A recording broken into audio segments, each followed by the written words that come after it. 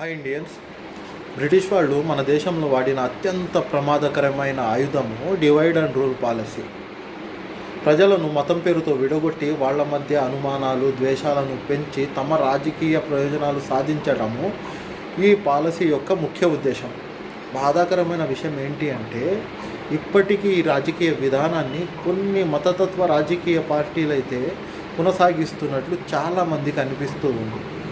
రీసెంట్గా కడపలో జరిగిన మత ఘర్షణ గురించి నేను నా గత వీడియోలో మాట్లాడాను. ఈ మొత్తం ఘటనను గమనించిన తర్వాత నా విశ్లేషణలో నాకు అర్థమైన విషయం ఏంటి అంటే, ఈ ఘటనను పూర్తిగా ఒక వర్గం పైనే మోపే ప్రయత్నం అయితే గట్టిగానే కొనసాగుతూ ఉంది. కానీ అసలు అక్కడ ఏం జరిగింది? అల్మాస్పేట సర్కిల్ దగ్గర పరిస్థితి ఉద్రిక్తంగా మారుతున్నప్పుడు కేవలం ఒక్క రాజకీయ పార్టీకి చెందిన నాయకులే అక్కడ ఉన్నారా అంటే, వివిధ రాజకీయ పార్టీలకు చెందిన నాయకులు అక్కడికి వచ్చారు. వివిధ రాజకీయ పార్టీల నగర అధ్యక్షులు అక్కడ ఉన్నారు. కానీ ఇప్పుడు జరుగుతున్న చర్చల్లో అసలు ప్రశ్నలు పక్కకు వెళ్ళిపోతున్నాయి.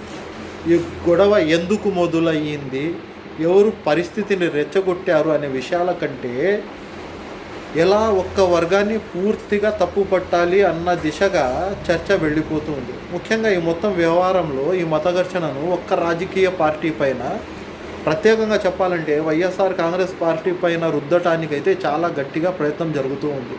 కానీ ప్రజాస్వామ్యంలో ఇది చాలా ప్రమాదకరమైన విషయం. ఎందుకంటే నిజాలు బయటకు రాకముందే తీర్పులు ఇవ్వడము సమాజంలో మరింత విభజనకు దారితీస్తుంది.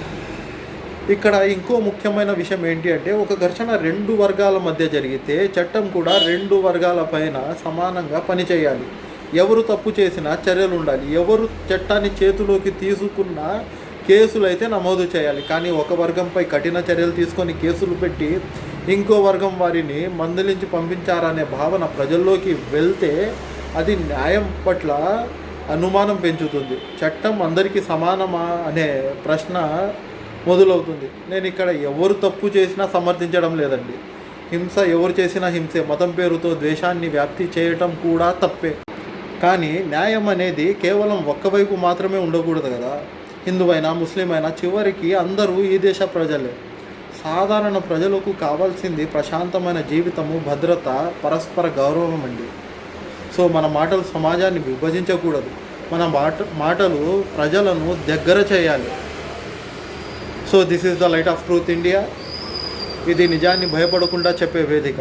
వీడియో మీకు నచ్చితే దయచేసి please follow my channel, subscribe and share my video. Thank you very much. జై హింద్.